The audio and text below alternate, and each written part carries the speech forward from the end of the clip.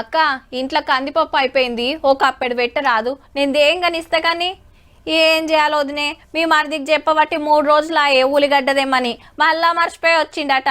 ఓ 2 ఉంటే ఇయ్యరా అజ్జరా. ఏ ఇంత దానికి దుఃఖంకేం పోతావురా. ఇక బట్టు షాపత్తా, నువ్వు తెచ్చినాక ఇద్దు గాని సుట్టపైన వెళ్ళిపోగల్లా చెప్పునవో. ఈ గ్యాస్ పాడుగాను ఇప్పుడే అయిపోవాలనా? ఆలుగడ్డ సగం ఉడికే సగం ఉడకకపాయే, జర మీ పొయ్యి మీద పెట్టరాదు పెద్దమ్మా అని ఒకళ్ళకొకళ్ళు ఆసరైతుంటారు అమ్మలక్కలు. అదలు బదలు చదురుకొని తిప్పలు కాకుండా మెసులుతుంటారు. కానీ ఇప్పుడు పోయి ఓ గ్యాస్ ముచ్చట ఎలబెట్టుండ్రి. అయ్యో ఇంట్లో 2 సిలిండర్లు అయిపోయినాయిరా అని మోకం మీద చెప్తారబ్బా సాఫ్ సీదా. ఓ కొడుకో చిన్నగా లేదు పో, ఏడికెళ్ళి సురువు చేస్తే అందాక ఆటోలు క్యాబులు లైన్లు కట్టినాయి సిఎన్జి కోసమే. పట్నంలో ఈ బంకులు ఉన్నదే తక్కువ అంటే మీదికెళ్ళి గ్యాస్ రాక 2-3 రోజుల సంధి తిప్పలైతుందట.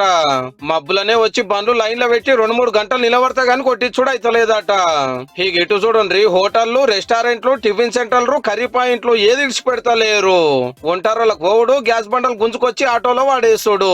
కమర్షియల్ సిలిండర్ల సప్లై తగ్గే వరకు ఇళ్లలో వంటకు వాడేటి తీసుకొచ్చి పెడుతురట ముద్దుగా. కొందరు చిన్న బుడ్లకెళ్ళి పెద్ద సిలిండర్లకు నింపుడు చేస్తుండే వరకు ఆ సిలిండర్లు సీజ్ చేస్తున్నారు ఆఫీసర్లు. పట్నంలోనే కాదు జిల్లాలలో కూడా జోరుగా నడిచినాయి. సిలిండర్స్ ఎవరైనా దుర్వినియోగం చేసినట్టయితే వారి మీద కఠిన చర్యలు తీసుకోవడం పడుతుంది. అలానే వాళ్ళపైన క్రిమినల్ కేసెస్ కూడా చేయమని ఇప్పుడు మాకు కమిషనర్ దగ్గర నుంచి ఇన్స్ట్రక్షన్స్ వచ్చింది. గ్యాస్ సప్లై లేక హాస్టళ్లలో మెనూ తగ్గించారు, హోటళ్లలో వంటలు తగ్గిస్తున్నారు, జాగాలుంటే కట్టెల పొయ్యి ముట్టిస్తున్నారు. హైదరాబాద్ అంటే మాకు ఇప్పుడు 2 సిలిండర్లే వస్తున్నాయి. మిల్స్ బంద్ చేసినాము, పూరి కూడా బంద్ చేసేసినాము. మేము కూడా అటుగానే నిలబడి ఉంటాము. ఇప్పుడు ఈ 2-3 రోజులు వస్తుంది 100% లా 40% వరకే గిరాకీ ఉంటుంది. మా దగ్గర ఒక సిలిండర్ లేదు. ఇప్పుడు సిలిండర్ లేకుండా కట్టెల పొయ్యి మీద ఎంత పెడతాం, కట్టెలు దొరకాలి, కట్టెలు పెడితే పొగలు వస్తాయి. ఏది చేయాలో ప్రాబ్లం అవుతున్నదండి. హోటళ్లలో వంటలు తగ్గే వరకు ఆన్లైన్ లో ఆర్డర్లు లేవు, సప్లై చేసేటోళ్ళకి దందాలు లేవు.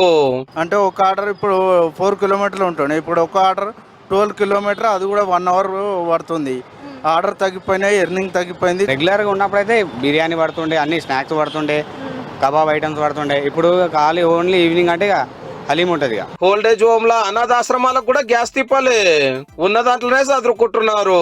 ఇప్పుడు మనకు నెలకు వచ్చేసి 6 సిలిండర్లు పడతాయి. 60 మంది ఉన్నారు. పొద్దుగాల ఛాయ, మధ్యాహ్నం భోజనం, రాత్రి భోజనం, పొద్దుగాల టిఫిన్, కట్టెలు తెచ్చి రెడీగా పెట్టుకున్నాం.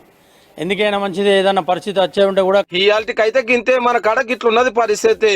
కానీ దేశం మీది బాజుకు ఇండ్లకిచ్చే గ్యాస్ కూడా దొరుకుతలేదు. 4 వద్దులైతే మన కథ ఏమైతుందో మరి.